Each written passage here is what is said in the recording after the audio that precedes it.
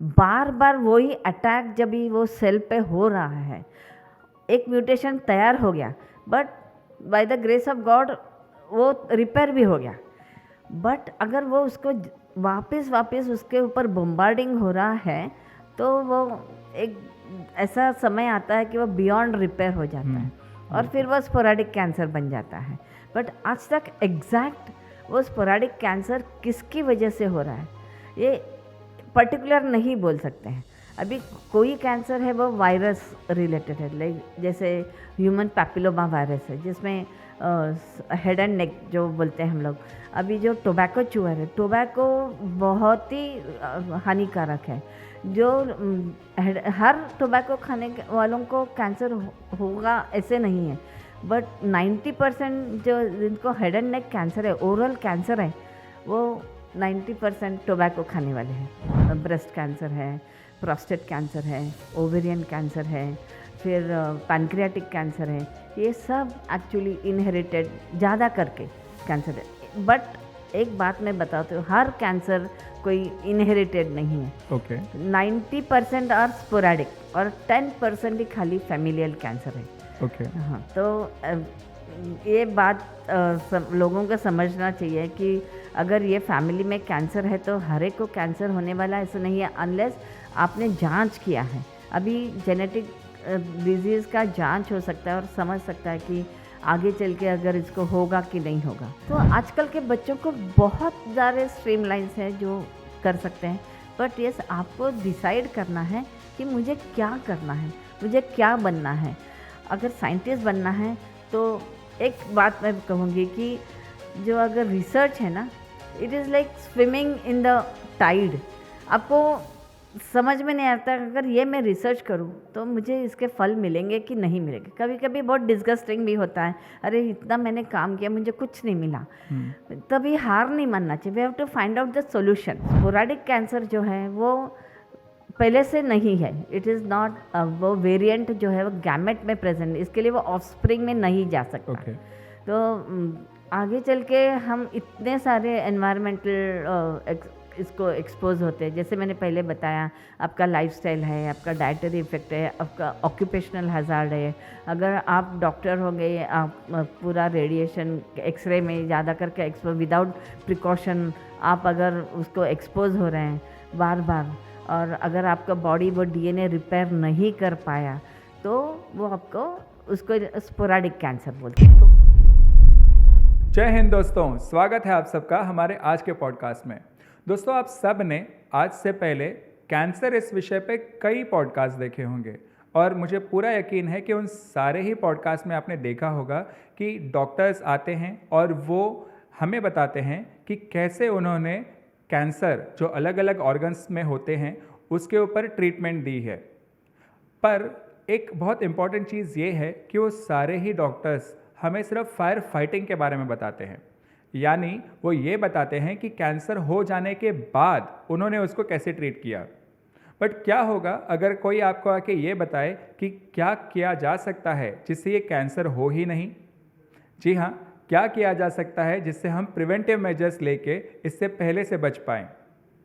जानने के लिए देखिए हमारा आज का पॉडकास्ट। हमारे जो आज के अतिथि हैं उनका नाम है डॉक्टर अनुराधा चौगुले, जो पिछले 35 साल से टाटा कैंसर हॉस्पिटल में उनकी खुद की एक मॉलिक्यूलर बायोलॉजी की लैब है। वो एक प्रोफेसर भी हैं और रिसर्चर भी हैं। टाटा कैंसर हॉस्पिटल से रिटायरमेंट के बाद वो आज Maharashtra university of health science में एक चेयर प्रोफेसर की भूमिका में कार्यरत हैं और उसके अलावा वो नागपुर के नेशनल कैंसर इंस्टीट्यूट में एक मॉलिक्यूलर बायोलॉजी कंसल्टेंट भी हैं।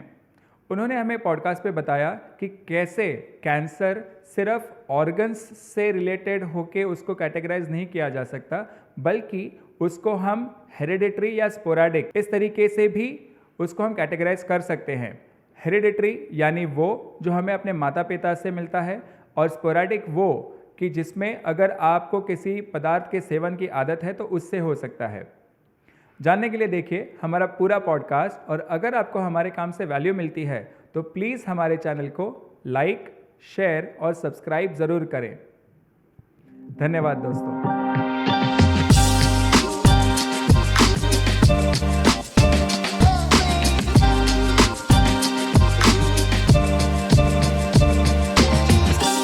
नमस्ते मैडम। नमस्ते। स्वागत है आपका हमारे पॉडकास्ट पे। धन्यवाद प्रतीक। मुझे बहुत अच्छा लगा कि आपने मुझे बुलाया है और मेरी जो कुछ जानकारी है अबाउट कैंसर के बारे में, तो मैं कुछ कॉमन मैन तक पहुंचा सकूंगी, ये मेरा प्रयास रहेगा। बिल्कुल। तो शुरुआत में मैं आपको वही पूछना चाहूँगा, एक्चुअली क्या है कि जितने भी पॉडकास्ट आज अवेलेबल हैं, ओके, अलग अलग प्लेटफॉर्म्स पे, वो कई सारे डॉक्टर्स के हैं, ऐसे डॉक्टर्स जो उसको ट्रीट कर रहे हैं। बट क्या होता है कि वो जो ट्रीट कर रहे हैं वो एक प्रकार से फायर फाइटिंग है, मतलब आग लग जाने के बाद उसको बुझाते हैं। बट आप 35 ईयर्स से उसके प्रिवेंशन में लगे हुए हैं और 35 years is very huge, right? तो शुरुआत में मैं आपसे वही पूछना चाहूँगा कि ऑन्कोलॉजी ये एक ऐसा नीश सब्जेक्ट है जो 35 ईयर्स पहले शायद उतना प्रचलन में नहीं था। तो आपकी इंस्पिरेशन क्या थी और आपका जर्नी कैसा था? अभी देखा जाएगा तो ऑन्कोलॉजी ये जो विषय है वो पहले से है। ऑन्कोलॉजी ये जो स्टडी ऑफ कैंसर बोलते हैं उसको, और हाउ टू ट्रीट, म्हणजे कैसे पेशेंट को ट्रीट किया जाएगा। So oncology is not a new word, वो नया शब्द नहीं है। बट जो मॉलिकुलर ऑन्कोलॉजी ये शब्द है वो एक नया शब्द है, क्योंकि पहले कीमोथेरेपी, अगर आपने सुना होगा शब्द, कि जो पेशेंट्स को ट्रीट किया जा सकता है, one of the treatment like radiology है ट्रीटमेंट, और सर्जरी है एक ट्रीटमेंट, और कीमोथेरेपी एक ट्रीटमेंट, जिससे दवाई केमिकल्स पेशेंट को दिए, इंजेक्शन के थ्रू दिए जाते थे। तो उसके थ्रू क्या होता था कि along with the cancer cells के बराबर के साथ साथ नॉर्मल सेल्स जो रहते हैं हमारे, वो भी मारे जाते थे। सो पेशेंट का उसमें टॉक्सिसिटी बहुत होता है, पेशेंट के बाल झड़ते हैं और उसको रिकवर होने में टाइम लगता है। बट ये जो मॉलिकुलर ऑन्कोलॉजी, ये जो एक नया पैराडाइम शिफ्ट हुआ है कीमोथेरेपी से टू मॉलिकुलर, हम लोग बोल सकते हैं उसको targeted therapy. It is totally एक बिल्कुल पर्सनलाइज्ड मेडिसिन है, जो हर व्यक्ति के अलग अलग इसमें उसके जीन्स के बिहेवियर के ऊपर वो ट्रीटमेंट दिया जाता है। आज से 35 इयर्स पहले, ओके, आपने जब इस विषय में अपना काम शुरू किया था, तो उस समय में आपको पहले से पर्टिकुलरली कैंसर में ही रुचि थी या आप धीरे धीरे इस विषय की तरफ बढ़े थे? अच्छा, इसके बारे में मैं थोड़ा पीछे जाती हूँ मेरे स्कूल के दिन से, कि मुझे साइंस में बहुत ही लगाव था। मेरा सेल बायोलॉजी ये बहुत ही प्रिय विषय था और मुझे इसको ही आगे लेके जाना था। बट मैं कैसे आगे लेके जाऊँगी ये मुझे पता नहीं था। तब मेरी शादी हो गई, तभी तो एक साल के बाद मेरे ससुर जी जो थे वो कैंसर से बीमार हो गए, और वो उनको ब्लड कैंसर हुआ था, और मैं टाटा हॉस्पिटल में जाते आते रहती थी। तभी एक्चुअली मैं टाटा हॉस्पिटल में भी नहीं थी। हाँ, तब से मैं टाटा हॉस्पिटल में जाते रहते, बट उनकी ये डेथ हो गई और देयर वाज नो मेडिसिन तभी इतने अच्छे। सो तभी से मुझे लगा कि मैंने इसी विषय में कुछ करना चाहिए। एक्चुअली तभी मैं MSc कर रही थी बायोकेमिस्ट्री विषय में। देन मुझे बाद में PhD के लिए भाभा एटॉमिक रिसर्च सेंटर जैसे वेरी जो रिनाउंड प्रेस्टिजियस इंस्टीट्यूट है, उसमें मुझे एडमिशन मिला। और मेरा जो करियर है वो पूरा शादी के बाद ही हुआ है। और मैं एक बात बताना चाहती हूँ कि इसके लिए मुझे मेरी सासू माँ का बहुत ही सपोर्ट था। उनके बिना मैं नहीं कर सकती थी, ये तो बिल्कुल सच है। और इतना कि क्योंकि जब आप कुछ नया एक्सपेरिमेंट कर रहे हो, क्योंकि इट वाज पूरा रिसर्च ये था, तो घर में आने के लिए लेट होते थे। मेरे दो छोटे बच्चे थे, तो ऐसा मुझे टेंशन नहीं था कि अरे मुझे घर जाना है, मैंने उनको बेबी सिटिंग में रखा है, मैं कुछ वहाँ मुझे उनको पिकअप करना है, ऐसा कभी भी टेंशन नहीं था। माय मदर इन लॉ जो सासू माँ थी, उन्होंने बहुत सपोर्ट किया। क्योंकि हम लोग पहले डोंबिवली में भी रहते थे, तो मुझे 9-9, 10-10 बजे मैं पहुंचती थी, लेकिन इतना तक रहता था कि मेरे लिए खाना भी तैयार रहता था। सो इट वाज सो, आज मैं जो हूँ तो बिकॉज़ उनके सपोर्ट से ही मैं आज हूँ। तो मुझे बहुत ही द ग्रेस ऑफ गॉड मैं बोल सकती हूँ, भगवान की कृपा है और कि मुझे ऐसे सासू माँ मिली। आई गेस एक बहुत इंपॉर्टेंट मैसेज आज के यूथ Yeah. के लिए भी है जो न्यूक्लियर फैमिली की तरफ बढ़ना चाहते हैं, या करेक्ट? Correct correct. क्योंकि आज हम लोग देखते भी हैं कि एक ही शहर में रह के भी पेरेंट्स अलग रहते हैं, बेटा अलग रहता है और फैमिली फैमिली रहते एक हैं, सब yes, उनको yes. उनका खुद का फ्रीडम चाहिए रहता है। लाइक ऐसे बहुत कम दिखाई देते हैं जो आजकल इकट्ठा रहते हैं करें। So that was a thing. तो मुझे इसके लिए बाद में ऐसे हुआ कि एडवर्टाइजमेंट आया था टाटा हॉस्पिटल में, एक जूनियर रिसर्च फेलोशिप करके Okay. सिप्ला कैनेटिक फेलोशिप था। तो मैं इंटरव्यू दे के आई थी एंड वो मुझे जूनियर रिसर्च फेलोशिप मिल भी गई। वाओ, सो इसी तरह मेरे टाटा हॉस्पिटल में एक्चुअली एंट्री हुई। तो बहुत ही it was doctor MF. Greaves करके थे फ्रॉम यूके, उनके साथ एक कोलैबोरेटिव प्रोजेक्ट था हमारा, टाटा के डॉक्टर और मैं। So I was as a scientist. तो तभी एक बच्चों का जो कैंसर होता था, एक्यूट लिम्फोब्लास्टिक ल्यूकेमिया बोलते हैं, तो उसके लिए अर्ली डिटेक्शन क्या, तो उसके ऊपर कौन से दवाई हम दे सकते हैं, इसके ऊपर वो पूरा प्रोजेक्ट था। और वो पूरा प्रोजेक्ट मैं 82 में ज्वाइन हो गई और वो 85 तक प्रोजेक्ट चला और बहुत ही अच्छा रिज़ल्ट मिला। और वहाँ पे भी फिर मैंने बहुत अच्छे अच्छे टेक्निक सीखे, इम्यूनोफ्लोरेसेंस जैसे माइक्रोस्कोपी क्या होता है, फिर हम जो अभी मोनोक्लोनल एंटीबॉडी एक ट्रीटमेंट दिया जाता है which is based on the protein के ऊपर, कि अगर आपका प्रोटीन एबनॉर्मल होगा तो उसको हम ट्रीट कर सकते हैं। तो वो टेक्नोलॉजी कैसे वो सेल लाइन डेवलप करना है, कैसे उसको बढ़ावा देना है, पूरा टिश्यू कल्चर कैसे करना है, वो पूरा हमने वहाँ पे सीख लिया था। और वो मुझे बहुत हेल्पफुल हुआ आगे चल के वो टेक्निक्स एंड ऑल लेके जाने के लिए मेरे रिसर्च में। सो इसी तरह मेरा फिर आगे जर्नी शुरू हो गई टाटा हॉस्पिटल में। फिर मेरे अच्छे काम के लिए मेरा बहुत सारे पब्लिकेशंस हैं, तो मुझे वहीं पे अच्छा जॉब भी मिल गया as an permanent job as an officer करके। एंड मैं वहीं आज 35 इयर्स तक मैं वहीं पे थी और रिटायर्ड भी वहीं से हुई।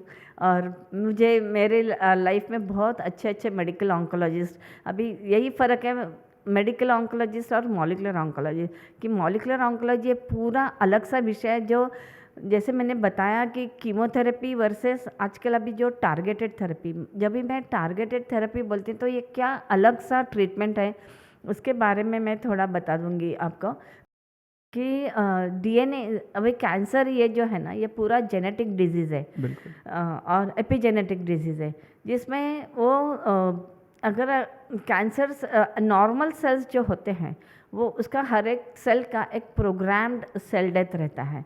वो 45 किसी का 40 डेज़, किसी का 45 डेज़, हर एक का एक प्रोग्राम सेल डेथ होता है। बट कैंसर अगर हो जाता है तो वो जो रेगुलर सेल ग्रोथ रहता है वो किसी, it is like a butterfly जैसा, जैसे इमैच्योर टू मैच्योरेशन, जो उसके कैटरपिलर है, वो जो उसका बीच में जो बहुत सारे स्टेप्स है, तो वो फिर बाद में एक बटरफ्लाई होके आ जाता है। तो वैसे ये कैंसर में नहीं, जो अगर नॉर्मल सेल बोन मैरो में होते हैं और वो जो जब भी वो नॉर्मल मैच्योर सेल्स होता है तभी वो ब्लड में आ जाते हैं, उसको फिल्टर किया जाता है, पुश किया जाता है, जब भी वो पूरा फंक्शनल हो जाता है तभी। बट कैंसर में क्या होता है कि वो जेनेटिक जो जीन्स हैं वो वहाँ उसके उनमें अल्ट्रेशन आ जाते हैं, क्रोमोसोम्स मीन्स आपका पूरा नॉर्मल अगर सीक्वेंस जो रहता है, अभी जैसे मैं बोल रही हूँ नॉर्मल सीक्वेंस, वो एक डीएनए, हमें पता है कि हमारी फुल शरीर जो है वो पूरा डीएनए सीक्वेंसेस से भरा है। तो ये डीएनए सीक्वेंस है कि ATGC, जो उसके अगर फुल फॉर्म बताया जाए तो it is adenine thymine, cytosine and guanine करके। तो ये 4 कॉम्बिनेशन में ATGC के कॉम्बिनेशन में हमारा पूरा परमिटेशन कॉम्बिनेशन में हमारा पूरा सेल बना हुआ है। And each cell different behave करता है। There are some epithelial cells रहते हैं, अलग अलग दूसरे टाइप के सेल्स रहते हैं, जिससे हमारा हर एक ऑर्गन अलग अलग बनता है। तभी ये जो हर एक सेल को अगर बीच में सडनली कुछ चेंजेस हो जाए, अभी वो चेंजेस बहुत से कारण है उसके, कुछ इनहेरिटेड जीन्स के वजह से है, कुछ एनवायरमेंटल फैक्टर है, कुछ लाइफस्टाइल के वजह से है, हमारे खाने पीने के बदलाव में कुछ, अगर वही खाना, अगर जो डाइटरी इफ़ेक्ट जैसे बोलते हैं कि रोज़ हम खा रहे हैं और वो अच्छा नहीं है, तो वो असर करता है। एक्चुअली हमें भगवान ने ऐसा दिया है कि हम अपना खुद को DNA रिपेयर कर सकते हैं अगर वो, हाँ, देर आर 2 जीन्स के नाम मैं बताना चाहूँगी थोड़ा सा। ERCC1 और RRM1 करके जीन है जो वो रिपेयर करता है DNA को, अगर उसका चेंजेस हो जाए। अभी चेंजेस बहुत सारे होते रहते हैं, बट ऐसा हो जाए कि अभी वो बियॉन्ड रिपेयर हो गए, अनकंट्रोल्ड रिपेयर हम लोग उसको बोलते हैं, तो फिर वो पूरा, क्योंकि DNA के वजह से पूरा आगे प्रोटीन बनता है। इट इज़ लाइक एक क्या बोलते हैं, मॉलिक्यूलर डॉगमा है, DNA to RNA to protein. ये प्रोटीन जो बनता है वो फिर वो सेल्स के सरफेस पे दिखाई देता है, और ये जो पूरा अगेन एवरी टाइम वो सिग्नल मिलते रहता है कि अभी मुझे नया प्रोटीन चाहिए, ये कुछ चाहिए। तो नॉर्मल प्रोटीन्स का अगर नीचे डाउन द सिग्नल पाथवे, हर सेल्स का, हर DNA का एक पाथवे रहता है, तो उसके पाथवे में अगर वो जीन्स का कुछ म्यूटेशन हो जाए, म्यूटेशन है ना, कुछ बदलाव आ जाए, और वो बदलाव की वजह से प्रोटीन डिसरेगुलेट हो गया है, अभी वो बराबर काम नहीं कर रहा है, तो जैसे वो बराबर काम नहीं कर रहा है तो पूरा उसका सेल साइकिल ही बिगड़ जाता है। इट डजेंट, वो मैचुरेशन के तरफ जाता ही नहीं, और वो एक जगह पे अरेस्ट होके इमैच्योर सेल्स ही ज़्यादा बढ़ते रहते हैं, और वो इमैच्योर सेल्स बढ़ने के कारण उसके पूरा सेल फंक्शन बदला हो जाता है। देन इसी को कैंसर बोलते हैं एक्चुअली। सो कैंसर ऐसा कुछ सेल नहीं है, इट इज़ वो एबनॉर्मल ग्रोथ है ऑफ इमैच्योर सेल्स, जो प्रोलिफरेट बढ़ते जाता है, और उसका बढ़ते जाते हैं, उसकी संख्या बढ़ जाती है, उसको वो प्रोग्रेस नहीं होता है, इसके लिए वो पूरा डिसरेगुलेशन आ जाता है उसके ऊपर। तो अभी जो ट्रीटमेंट के हम बात कर रहे हैं, तो जो म्यूटेशंस, जो सीक्वेंस चेंज हो जाता है, तो वो हम टारगेट कर रहे हैं उसको। अभी ये हर DNA के यहाँ पे हम लोग किल नहीं करते हैं सेल को, वो ग्रोथ को हम कंट्रोल करते हैं।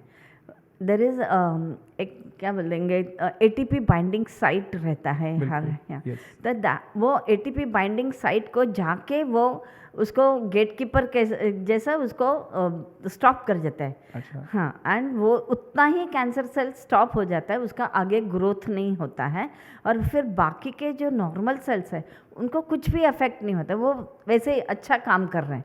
तो उसके वजह से टॉक्सिसिटी कम है, आपका इम्यूनिटी डाउन नहीं हुआ है, बिकॉज नॉर्मल सेल्स वैसे के वैसे हैं, और इसके लिए साइड इफ़ेक्ट भी कम है, और patient on top of it वो ओरल टैबलेट्स है।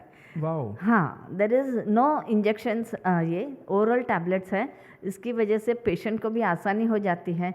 एंड अगर आपका अच्छा काम कर रहा है तो वो कीमोथेरेपी आप बिल्कुल अवॉइड कर सकते हैं, तो पेशेंट को बहुत ही आसानी से ये ड्रग दिया जा सकता है, और उसके रिजल्ट्स भी अच्छे आए हैं। जैसे मैंने बताया कि लंग कैंसर जो डिजीज़ है, एक ज़माने में उसका कुछ भी ट्रीटमेंट नहीं था, खाली लोकलाइज्ड, क्योंकि वो लंग कैंसर जो ट्यूमर है वो बहुत कभी कभी हार्ट के क्लोज रहता है, तो उसको सर्जरी भी ज़्यादा नहीं कर सकते हैं, उसको कीमो ही देना पड़ता था, वो कीमो ज़्यादा इफ़ेक्टिव भी नहीं होता था, तो उसके लिए ये टारगेटेड थेरेपी जो एक्चुअली मेरा जो मैंने बहुत साल पहले भी 2002 से मैंने ब्लड कैंसर पे भी काम किया, ऐसा नहीं कि मैंने नहीं काम किया, 10 साल मैंने ब्लड कैंसर के ऊपर काम किया है, और बाद में मैं सॉलिड ट्यूमर जो बोलते हैं उसमें ऊपर मैं फिर मेरा लंग कैंसर के ऊपर ज़्यादा काम हो गया है। तो उसके इसमें एक जीन है उसको हम EGFR बोलते हैं, एपिथेलियल ग्रोथ फैक्टर रिसेप्टर। तो ऐसा देखा गया कि अगर इसमें जो बदलाव, ये जीन में जो बदलाव आ रहे हैं, अगर वो बदलाव अगर हम ये टारगेटेड थेरेपी से रोक सकते हैं तो उनके सर्वाइवल डेथ ज़्यादा दिखाई दी। तो अभी जो 3 महीने 6 महीने का जो लंग कैंसर का जो ये था कि 6 महीने तक ही पेशेंट जीवित रह सकता है, वो अभी हम उसके 4 साल तक भी देख रहे हैं, 5 साल भी देख रहे हैं। तो हर एक पेशेंट के लिए बहुत ही अच्छा ये रिजल्ट आया है। एक मुझे और एक बात समझनी है, आपने कहा कि आपके फैमिली में एक मेंबर को ये पहले हुआ था, हाँ। आपके जो ससुर फादर इन लॉ थे, हाँ। उनको हुआ था। उस एज के जो व्यक्ति थे उन सब में मैंने एक और चीज़ नोटिस की है कि उनकी अंडरस्टैंडिंग जो होती थी किसी भी डिजीज़ के बारे में बहुत लिमिटेड होती थी। और एक वो जो पुराना कल्चर चला आता था कि अगर आपको कोई कैंसर, टीबी ऐसे रोग हो जाते हैं तो ऐसा मान लेते थे, पहले से ही मान लेते थे कि नो लाइफ फर्दर। ओके, तो जब आपने उनके गुजर जाने के बाद इस विषय में आने की अपनी फैमिली से बात की, तो क्या उसके लिए कोई रेजिस्टेंस था? क्योंकि उनको ये नहीं पता होता था कि ये कंटेजियस है या नहीं है। तो वो आपने कैसे हैंडल किया था? अच्छा, एक बात कि मेरे पेरेंट्स या मेरे, जैसे मैंने बताया, मैं हस्बैंड और मैं मदर इन लॉ, उन्होंने कभी किसी काम के लिए मुझे रोका नहीं। जो आपको मन में लग रहा है अच्छा काम करना है तो प्लीज़ आप आगे बढ़िए उसमें। मैं एक इंटरेस्टिंग बात बता दूंगी आपको कि जैसे मुझे सिप्ला काइनेटिक की फेलोशिप मिली, उसके पहले मैंने बैंक में एक्चुअली प्रोबेशन ऑफिसर का इंटरव्यू दिया था और इतना तक था कि मैं मेडिकल दे के भी आई थी, बट कहीं तो मुझे मन नहीं कर रहा था कि मुझे नहीं जाना है। मैं एक साइंस ग्रेजुएट हूँ और मुझे वो फील्ड में नहीं जाना है। इट इज़ एक कारकुनी जॉब है, ऐसा मुझे लगता था। तो मैंने एक्चुअली वो जॉब छोड़ दिया। ओके। हाँ, और तभी मुझे जब अच्छा खासा पगार मिलता था, तभी ऑफिसर, प्रोबेशन ऑफिसर का, और वो भी अच्छे नेशनलाइज्ड बैंक में था।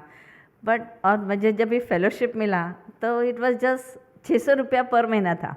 So there was a vast difference, but मेरी खुशी उसमें थी। मुझे लग रहा था कि नहीं, मैं रिसर्च करूँगी तो इसी में जाऊँगी, मुझे वो जॉब नहीं करना है।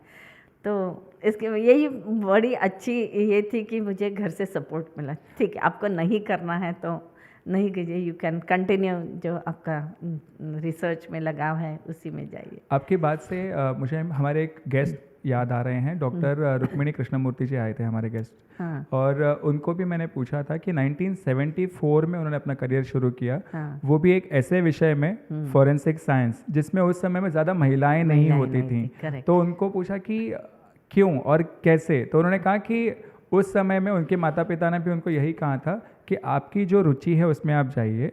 और दूसरी बात, उनको ऐसा लगा कि अगर मैं पहल नहीं करूँगी महिला होने के नाते तो कब होगी पहल। तो उन्होंने सोचा कि इररिस्पेक्टिव कि मैं महिला हूँ, मुझे अगर ये फील्ड अच्छी लगती है तो मैं इसमें जाऊँगी। उनके पास भी उन्होंने कहा कि ऑलरेडी और 2 ऑफर लेटर्स रेडी थे, गवर्नमेंट जॉब के ही थे, बट फिर भी उन्होंने चूज़ किया कि मैं फॉरेंसिक साइंस में जाऊँगी।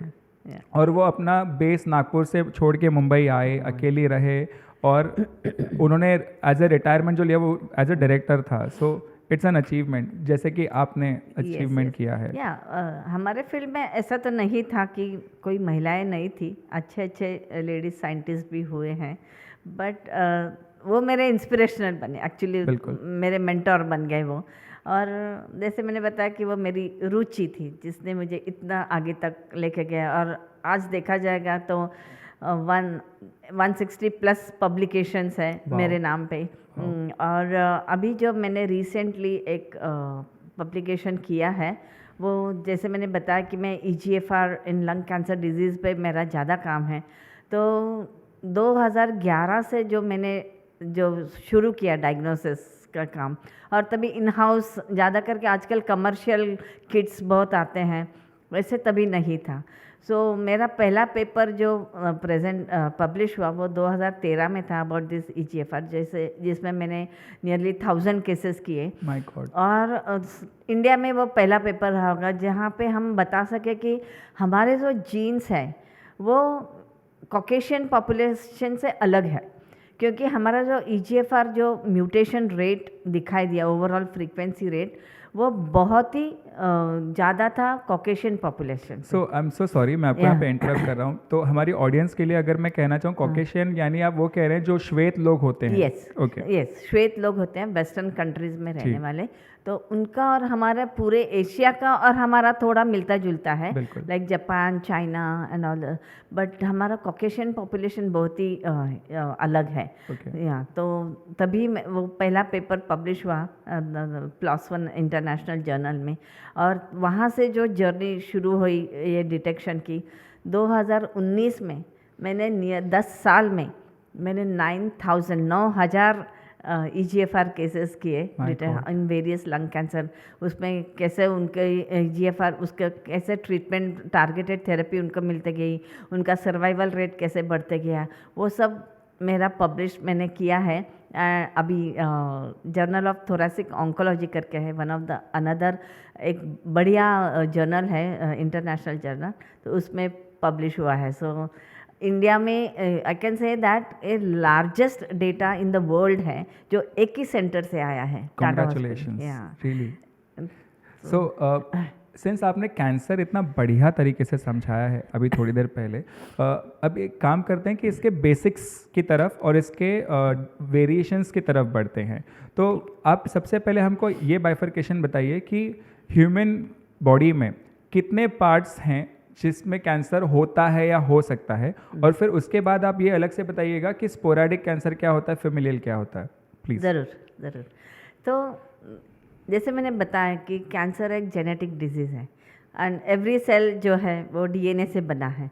तो कौन से भी पार्ट में कैंसर हो सकता है। ओह, ओके। हाँ, ऐसा कुछ भी नहीं, स्किन से लेके इंटीरियर ऑर्गन्स आप ले लो, किसी भी, स्प्लीन, लीवर, हार्ट को भी हो सकता है, तो किसी भी पार्ट में हो सकता है, बट उसके अलग अलग नाम हैं। बिल्कुल। तो जैसे अगर आपको बोन कैंसर हो रहा है तो उसका नाम है माइलोमा, मल्टीपल माइलोमा है। ब्लड कैंसर है तो ब्लड कैंसर में भी अलग अलग पेशी है जो उसके अलग अलग कैंसर होते हैं। ओके। जैसे एक उदाहरण जैसे मैं देना चाहती हूँ, एक एक्यूट प्रोमाइलोसिटिक करके लुकीमिया करके है, वो बहुत ही ड्रेडफुल डिजीज़ था बहुत साल पहले। जब भी ये टारगेटेड थेरेपी आया तो इतने अच्छे रिजल्ट्स आए, पेशेंट तो हार्डली 3 महीने बचते थे।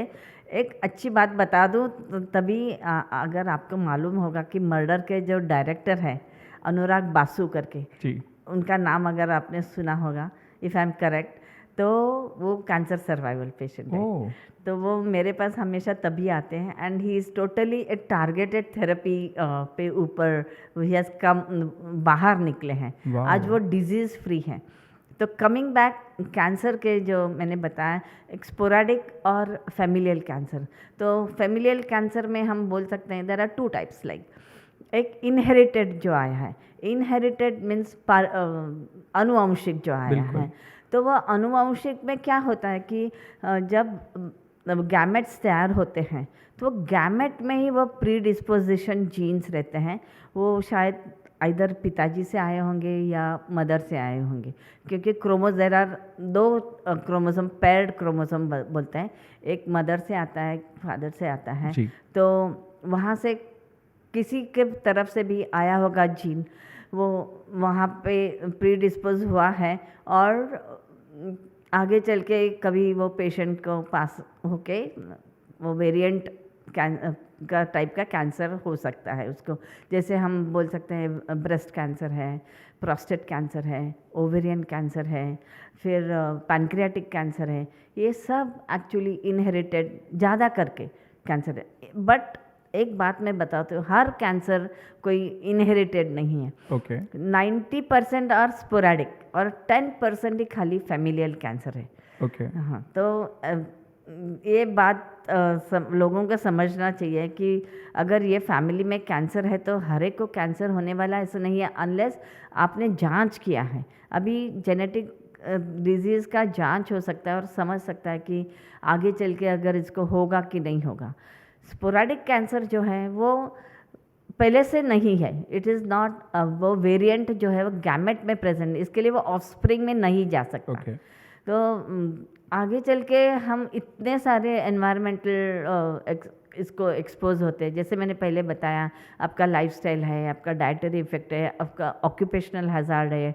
अगर आप डॉक्टर हो गए, आप पूरा रेडिएशन एक्सरे में ज़्यादा करके एक्सपोज विदाउट प्रिकॉशन आप अगर उसको एक्सपोज हो रहे हैं बार बार, और अगर आपका बॉडी वो डीएनए रिपेयर नहीं कर पाया तो वो आपको उसको स्पोराडिक कैंसर बोलते हैं। तो इसमें मैं एक ऐड करना चाहूँगा कि आजकल हमारे लाइफस्टाइल के चलते स्ट्रेस भी इम्पोर्टेंट फैक्टर है। हाँ, स्ट्रेस तो इम्पोर्टेंट फैक्टर है ही। और जैसे मैंने बताया कि आजकल आईटी के लोग जो है सेडेंटरी लाइफ हो गया है उनका, तो उनका जो चलन वलन नहीं है, तो उनको एक प्रिकॉशन लेना चाहिए कि एटलीस्ट 1 घंटे के बाद मैं थोड़ा घूम के आ जाऊँ, थोड़ा वॉक कर लूँ, तो कि मेरा सेडेंटरी लाइफस्टाइल। और हम अगर डाइट जंक फूड ज़्यादा खा रहे हैं तो वो भी असर करता है, उसके आपका मेटाबॉलाइजिंग रेट कम हो जाता है, तो इसकी वजह से भी कैंसर हो सकता है। और जैसे मैंने बताया कि बार बार वही अटैक जब भी वो सेल पे हो रहा है, एक म्यूटेशन तैयार हो गया, but by the grace of God वो रिपेयर भी हो गया, बट अगर वो उसको वापस उसके ऊपर बम्बार्डिंग हो रहा है तो वो एक ऐसा समय आता है कि वो बियॉन्ड रिपेयर हो जाता है और फिर वो स्पोराडिक कैंसर बन जाता है। बट आज तक एग्जैक्ट वो स्पोराडिक कैंसर किसकी वजह से हो रहा है ये पर्टिकुलर नहीं बोल सकते हैं। अभी कोई कैंसर है वो वायरस रिलेटेड है, लाइक जैसे ह्यूमन पैपिलोमा वायरस है जिसमें हेड एंड नेक जो बोलते हैं हम लोग।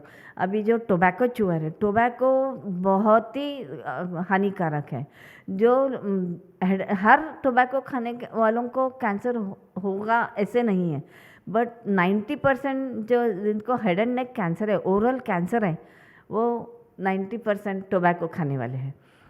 हाँ, ऐसा है। तो इसके लिए इवन क्या बोलते हैं, हाइजीन मेंटेन करना बहुत ही इम्पॉर्टेंट महत्वपूर्ण घटना है। लाइक सर्वाइकल कैंसर में भी हमें प्रिकॉशन लेना चाहिए कि हमें एचपीवी जो वायरस है, बिकॉज वो एचपीवी ही कारण है सर्वाइकल कैंसर के लिए। हेड एंड नेक में भी इन्वॉल्व है ये कैंसर। तो अभी वैक्सीन्स तैयार हो रहे हैं एचपीवी के अगेंस्ट, तो वो वैक्सीन भी अभी लेना ज़रूरी है। तो अगर मैं एक लेमेंस के पर्सपेक्टिव से बात करूं, एक बहुत कॉमन बात की जाने वाली चीज़ है, वो है ये कि हमारे शरीर में जो कैंसर सेल्स हैं वो सिंस बर्थ होते हैं, तो इसमें सच्चाई क्या है? हाँ, जैसे मैंने पहले बताया कि cancer cells by birth inherited जो बोलते हैं वो डॉर्मेंट रहते हैं सब में। हाँ, सब में। लाइक उसको 2 प्रकार के वो जीन्स रहते हैं, एक बोलते हैं ट्यूमर सप्रेसर जीन और एक बोलते हैं प्रोटो ऑन्कोजीन। वो जो प्रोटो ऑन्कोजीन है वो आगे चल के ऑन्कोजीन हो सकते हैं, और ये ट्यूमर सप्रेसर जीन है एक्चुअली वो कंट्रोल कर रहे हैं हमारे नॉर्मल ग्रोथ को भी, मीन्स अच्छी तरह से जाने दे रहे हैं।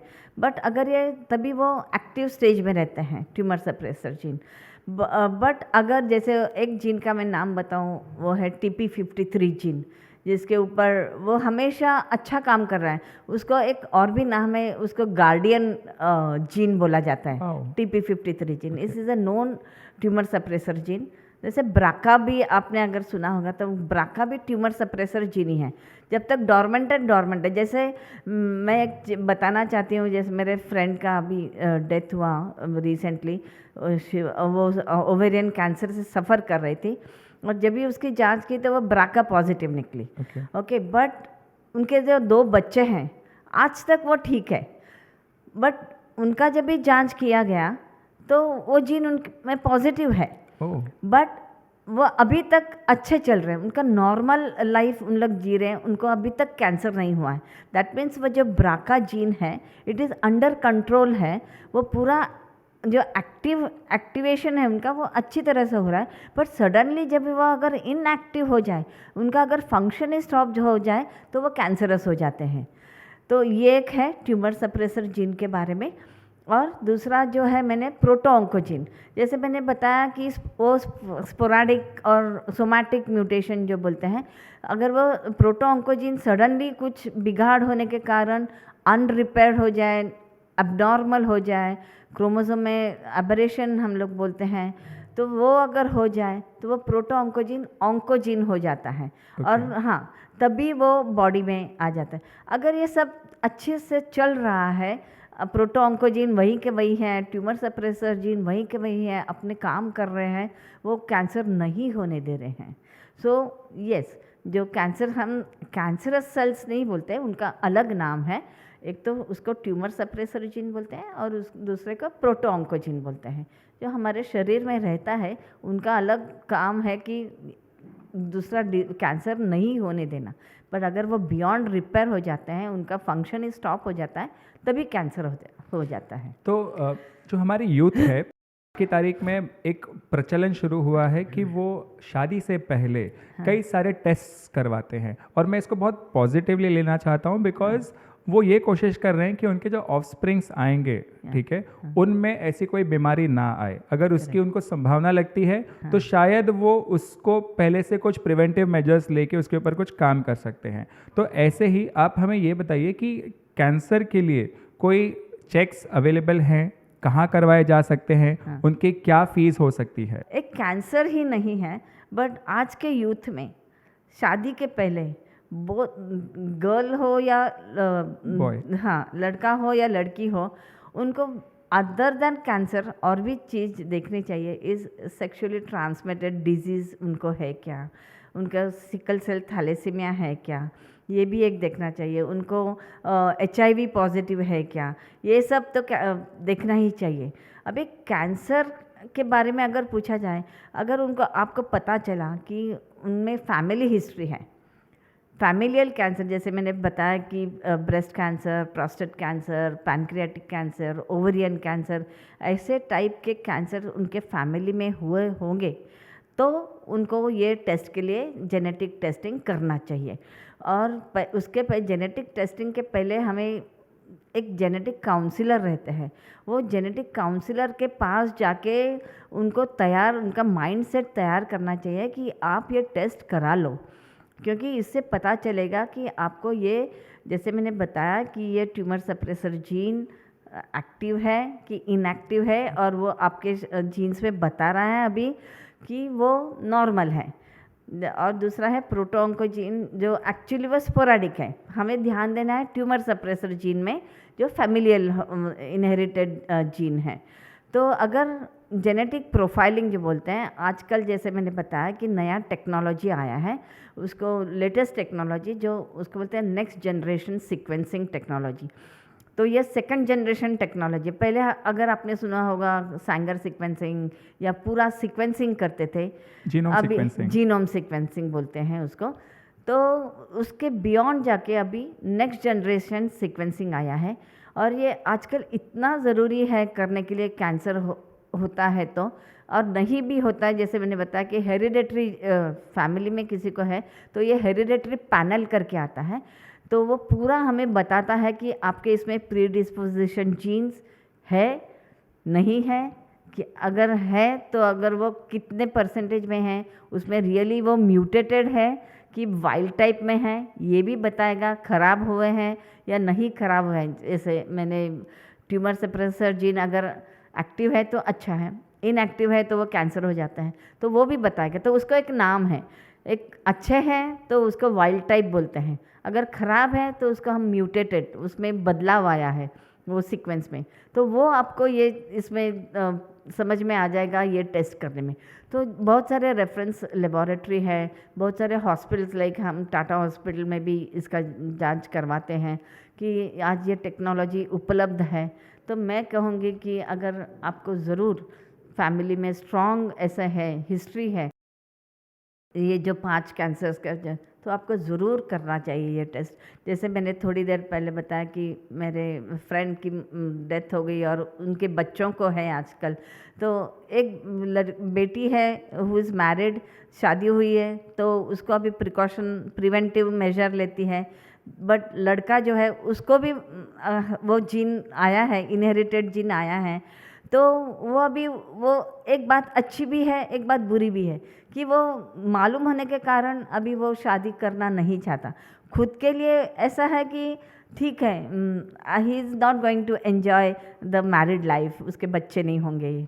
बट दूसरी बाजू अगर देखा जाएगा तो एक लड़की की उसने जान बचाई है, बिल्कुल। उसके फैमिली की जान बचाई है कि उसको कैंसर नहीं, उसको तो होने वाला नहीं था, बट हस्बैंड होने के कारण आगे चल के उसको जो अगर बच्चे हैं। कैंसर हो जाए तो उसकी लाइफ पूरी बर्बाद हो सकती है।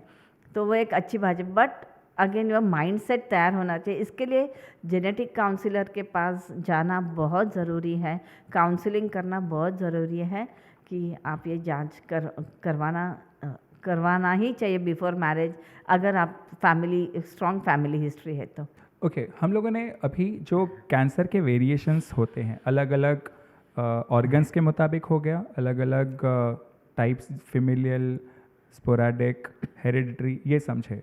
अभी हम बढ़ते हैं सॉल्यूशंस की तरफ या ट्रीटमेंट्स की तरफ। तो जो कॉमन मैन को पता है, ठीक है, highest form of treatment is chemotherapy. Regular form of treatment is जो दवाइयाँ दे के उसके ऊपर कुछ काम किया जाता है।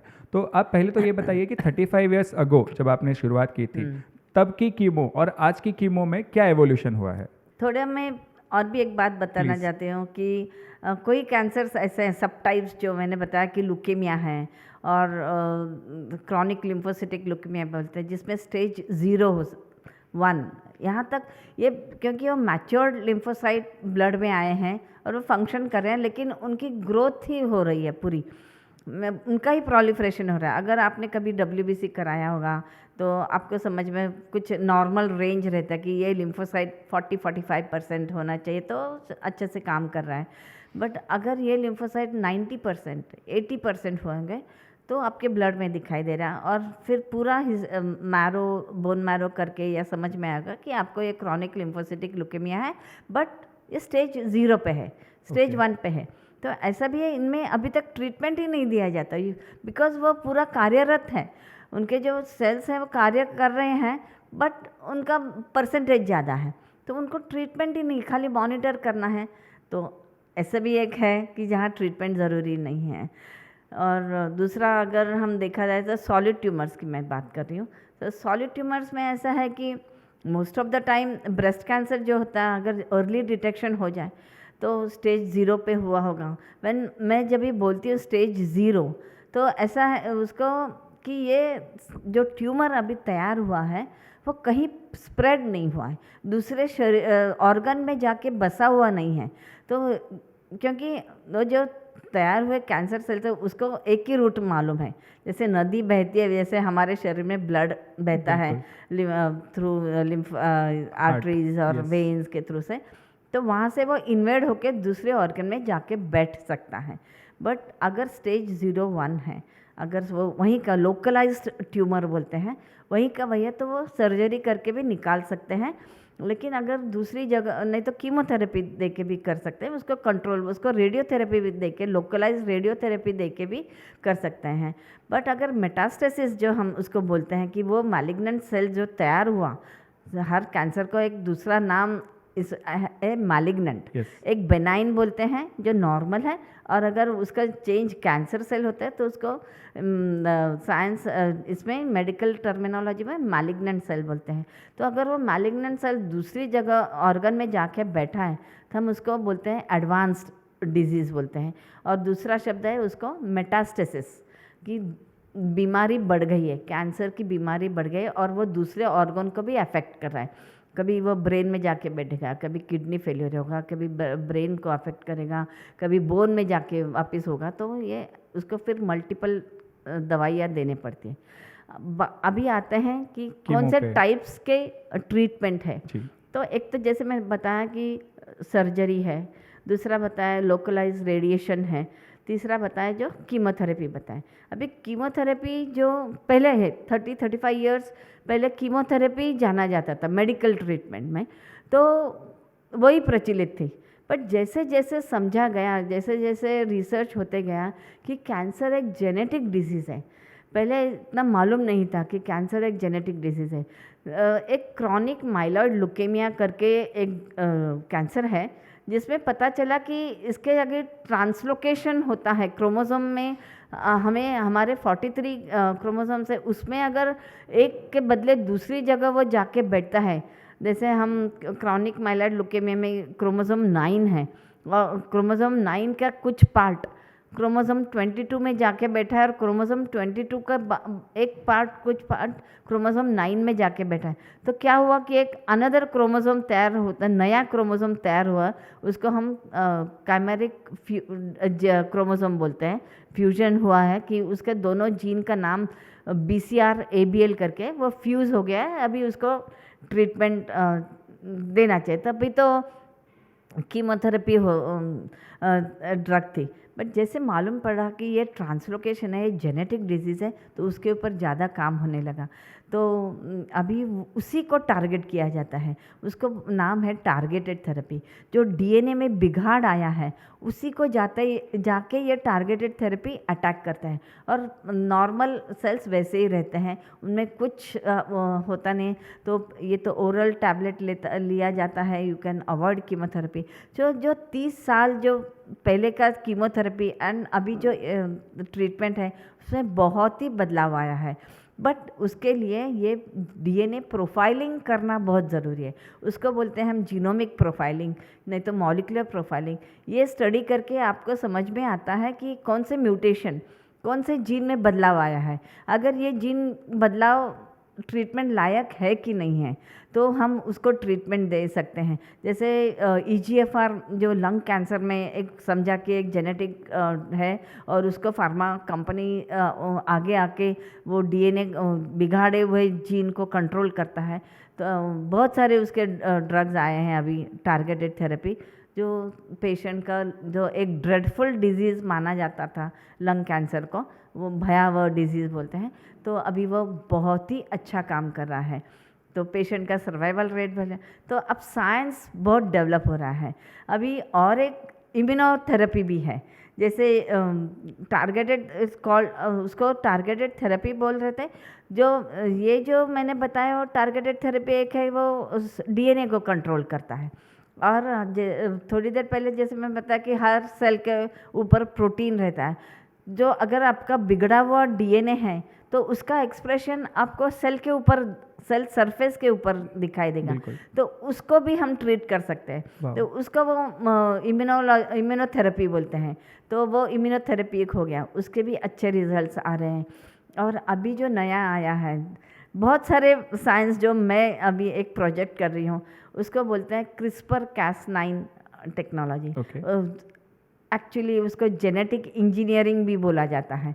कि आप इन विट्रो वो जो बिगड़ा हुआ जीन है उसको इन विट्रो लैब में लेके आओ, बिगड़ा हुआ जीन को आप जो नॉर्मल वाइल्ड टाइप जो बोलते हैं, वो बिगड़ा हुआ जीन को निकाल के आप वो जीन, वाइल्ड टाइप जीन को वहाँ जाके बिठा सकते हैं, और वो अच्छे से उसको इन्फ्यूजन तैयार करके आप पेशेंट को दे सकते हैं। वो भी ट्रीटमेंट, उसको CAR-T सेल भी बोला जाता है। तो आजकल वो भी treatment, other than bone marrow transplant, ये तो बहुत ही पर्सनलाइज्ड थेरेपी हुआ है CAR-T सेल का। अभी उसके रिजल्ट्स, लॉन्ग टर्म रिजल्ट्स आए नहीं हैं, बट ये एक एडवांस्ड ट्रीटमेंट हो रहा है एक्चुअली। तो आपने थोड़ी देर पहले बात की स्टेज 0 और stage 1। To be very honest, मुझे खुद को आज से कुछ साल पहले तक ये नहीं पता था कि स्टेज 1 के नीचे स्टेज 0 भी होता है। Okay, as a layman. And I am sure कि अभी जो लोग आपको देख और सुन रहे हैं उनके लिए भी टर्मिनोलॉजी शायद नया हो सकता है। तो आप एक बार स्टेज 0 क्या होता है उसको प्लीज़ बताइए, उसको आइडेंटिफाई कैसे करते हैं, और क्या प्रिवेंटिव मेजर्स स्टेज 0 पे ही ले सकते हैं वो भी बताइए। अच्छा, जैसे मैंने ब्लड कैंसर में बताया, ल्यूकेमिया जिसको बोलते हैं, तो उसमें जो chronic lymphocyte, actually leukaemia, acute leukaemia जो है उसमें कुछ स्टेज 0 ऐसा है ही नहीं। क्योंकि उसमें ऑलरेडी जो इमैच्योर सेल्स हैं, हम जिसको ब्लास्ट बोलते हैं, वो ऑलरेडी ब्लड में आ चुके हैं, तो उसको ट्रीटमेंट करना ही चाहिए। और दूसरा टाइप जो बताया मैंने, क्रॉनिक लिम्फोसिटिक ल्यूकेमिया, जो मैच्योर्ड लिम्फोसाइट्स है शरीर में आ गए हैं, ब्लड में आ गए हैं, ज़्यादा प्रोलिफरेट हुए, वो स्टेज 0 है। तो वहाँ पे क्यों नहीं ट्रीटमेंट? पेशेंट को कुछ नहीं हो रहा है, पेशेंट अच्छा काम कर रहा है, रेगुलर फंक्शन कर रहा है, फिजिकली ही इज़ फिट, तो उनको क्यों ट्रीटमेंट देना है? तो ये हो गया ब्लड कैंसर के रिलेटेड स्टेज 0। अगर मैं स्टेज 0 इसके लिए बोलती हूँ, सॉलिड ट्यूमर में बोलती हूँ, जब भी हम बायोप्सी करते हैं तो बायोप्सी में क्या होता है, हम सेल्स को देखते हैं, उसका बायोप्सी करके फिर उसको प्रोसेसिंग करके एक वैक्स ब्लॉक बनाते हैं, फिर वो वैक्स ब्लॉक को सेक्शनिंग करके हम लोग स्टेनिंग करते हैं, फिर माइक्रोस्कोप के अंदर देखते हैं। तो उसमें क्या 3 टाइप्स के हमें सेल्स दिखाई देते हैं। जैसे मैंने लुकेमिया के बारे में बताया, मैच्योर है, फंक्शन कर रहे हैं। तो यहाँ पे कैसे होगा, हम बोलेंगे वेल डिफ्रेंशिएटेड, अच्छा उनका वेल डिफ्रेंशिएटेड है, अच्छा काम कर रहे हैं। एक होता है पुअरली डिफ्रेंशिएटेड, तो मीन्स वो काम ही नहीं, पूरे बिगड़े हुए हैं, उनका मेटास्टेसिस हो गया है, तो वो उनको ट्रीटमेंट ज़रूरी है। बट अगर वेल डिफ्रेंशिएटेड है, लाइक एक प्रोस्टेट कैंसर के बारे में बताना चाहूँगी। अगर आजकल प्रोस्टेट कैंसर में PSA जो बोलते हैं, देखना ज़रूरी होता है कि PSA से आपको समझ में आता है कि आपको आगे चल के उसका वैल्यूज़ मेजर किया जाता है ब्लड के थ्रू से कि ये वैल्यू बढ़ गया है। मैं तो बोलूँगी आफ्टर 60 हर मेल को ये प्रोस्टेट एंटीजन टेस्ट करना चाहिए, ताकि एक अलर्टनेस होता है कि आपका कंट्रोल में है, रेंज में है कि क्या है, आपको आगे चल के प्रोस्टेट कैंसर होने वाला है कि नहीं होने वाला। अगर आपका ठीक है कि प्रोस्टेट कैंसर स्टेज 0 में है, जैसे मैंने बताया कि वो बायोप्सी करने के बाद समझ में आता है कि वेल डिफ्रेंशिएटेड है, उसको कुछ ज़रूरी नहीं है, तो उसका ट्रीटमेंट नहीं है, ओनली मॉनिटर किया जाता है। तो यही है कि स्टेज 0 का मतलब कि वो एडवांस हो के और किधर फैला नहीं है, वो मेटास्टेसिस, वो मैलिग्नेंट सेल और दूसरे ऑर्गन को उसने अफेक्ट नहीं किया है, वो स्टेज 0 और है। हमने आइडेंटिफाई कर लिया है। हमने आइडेंटिफाई कर रहा है कि ये वेल डिफ्रेंशिएटेड है, सेल्स हैं, उसको अभी हाथ नहीं लगाना है, इन पर्टिकुलरली जैसे ब्रेस्ट कैंसर का बताया है, प्रोस्टेट कैंसर का बताया है। ओके, तो आपके जो 140 पेपर्स हैं, ऑफ कोर्स मैं उतने सारे नहीं पढ़ पाया हूँ, मैंने कुछ बहुत गिने चुने पढ़े हैं। आपने बायोप्सी की बात की और आपके ही पेपर्स में एक और टर्मिनोलॉजी थी, लिक्विड बायोप्सी टेक्नोलॉजी, तो वो क्या है, why it is so unique? या अभी ये लेटेस्ट लिक्विड बायोप्सी, लेटेस्ट नहीं बोल सकती हूँ, पहले भी थी, बट अभी वो जेनेटिक टेस्टिंग कर, हम उसके ऊपर जेनेटिक टेस्टिंग कर सकते हैं। तो पहले व्हाट इज़ लिक्विड बायोप्सी मैं बताना चाहती हूँ। ये ब्लड टेस्ट है। अभी हमारा जो ब्लड हम जब भी लेते हैं तो 2 टाइप के इसमें ब्लड लेते हैं। आपने अगर वैक्यूटेनर ट्यूब देखा होगा, एक इसमें कुछ भी एंटीकोआगुलेंट नहीं रहता है, एक प्लेन रहता है। एक ट्यूब में एक एंटीकोआगुलेंट रहता है जिसमें हम उसको अच्छी तरह से लेने के बाद, शेक करने के बाद वो ब्लड वैसे के वैसे ही रहता है, क्लॉट नहीं होता है।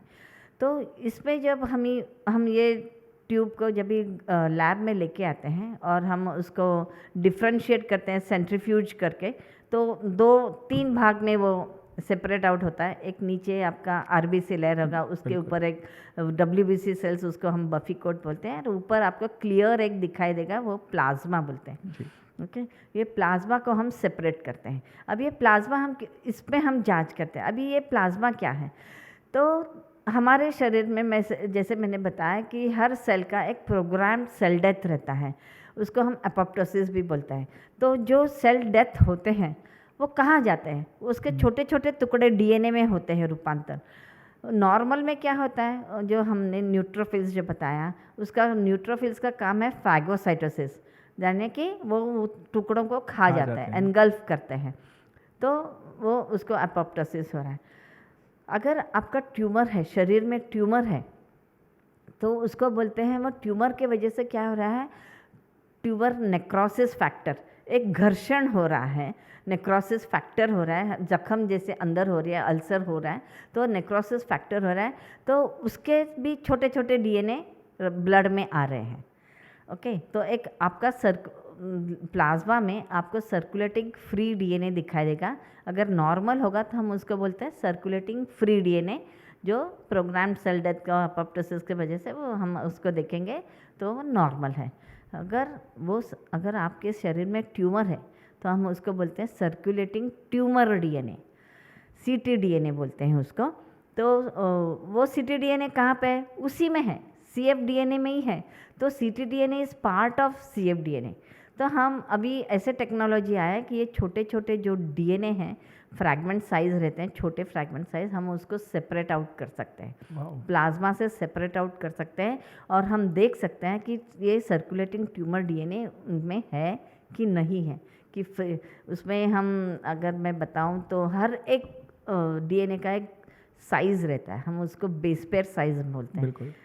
तो अगर ये जो base pair size circulating free DNA या ctDNA का रहता है, वो बहुत छोटा रहता है, 120 बेस पेयर से 180 बेस पेयर तक ही उनका साइज़ रहता है, और उनका लाइफ स्पैन भी छोटा रहता है, हाफ लाइफ रहता है उनका, खाली 2 घंटे का।